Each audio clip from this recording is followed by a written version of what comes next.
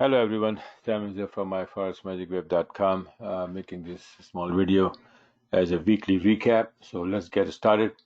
Um, Trades taken last week. Last week was a very difficult one. A lot of ranging, no direction, but it still, uh, came out good. So let's see. This is one of those trade on the 12th, right? The 12th May, pound yen. We were expecting pound weakness and pound yen to drop. So, you'll see most of the pound pairs finally they dropped. So, pound weakness was in the air. Now, 12th May started. This is the first one. Then on the 12th May, Euro Aussie, small, but something, right? And I had another entry, so I just took that one too. But it didn't go much higher. It came back. Well, now on the 12th May, again, this pound newsy, that was a good one here, right? But still, that's what it is. This is not the pound newsy. Pound newsy usually at the daily range for this pair is around like 280, 290, something like that. Right? So 70 pips are nothing. But anyway, this, like I said, that nothing moved. Very small moves. Last week was the very difficult one. On the 12th, another one, pound newsy. This was down here, was the short, and then the news came out, and look what happened. This is what happened. The news reaction, boom, right? And then because of the newsy, you start getting weaker. This is what happened. And again, small. I missed this one and this one, but still nothing better than nothing, right? So now on the 13th, this is the only one I have, Aussie yen, short, and then again, nothing was moving big, so small trades last week. On the 13th, this is another one, the pound yen, right? It started dropping. Yen is the one that gave me a lot this week, pound yen basically. So it was bullish here. All of a sudden, it dropped and short setup here, boom, right? 90 pip.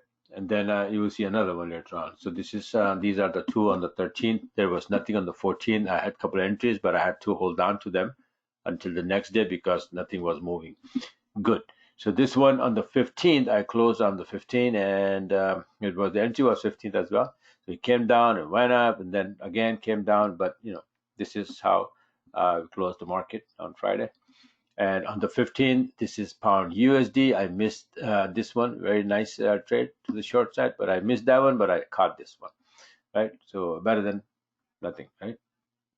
And on the 15th, pound CAD, we were expecting CAD strength because a lot, lockdowns are, they're opening up a little bit, right? All over the world, the countries are opening the lockdowns, and because of that, the wheels are moving now, the cars coming out, and more demand for oil, and oil is connected to the CAD, and then CAD is going to get the benefit out of it, and CAD is going to get it strong. That was the idea, which worked out. So the pound CAD and all the CAD pairs, you'll see that where the CAD is on the right hand side, they're dropping, right?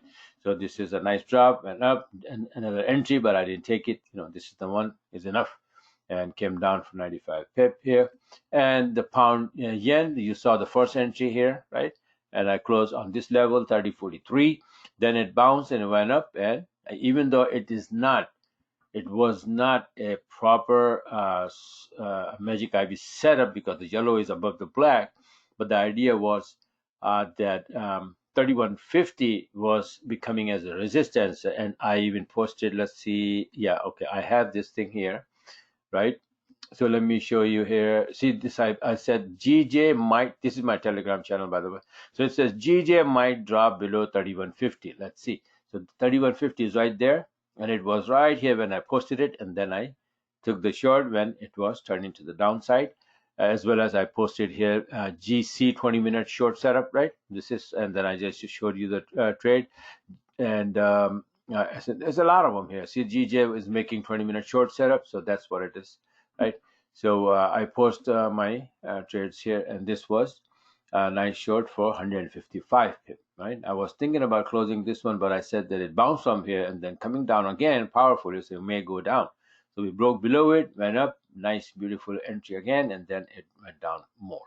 And on the 5th, that's the only one. And this is one of my bad pattern chart. That Aussie weakness will happen when the price was here, and so far we're coming down here, and I'm expecting that maybe it's going to hit the TL and then bounce next week. Probably Aussie going to get a strong, and Euro Aussie, Pound Aussie may go down again. So let's see what happens. But so far this week, it's not bad, right? Pretty good actually. So this is it for now. And if you like what you saw, and if you want to be a part of it, you want to get the system and get the charts ready. Tonight is Friday night. Actually, Saturday morning started already.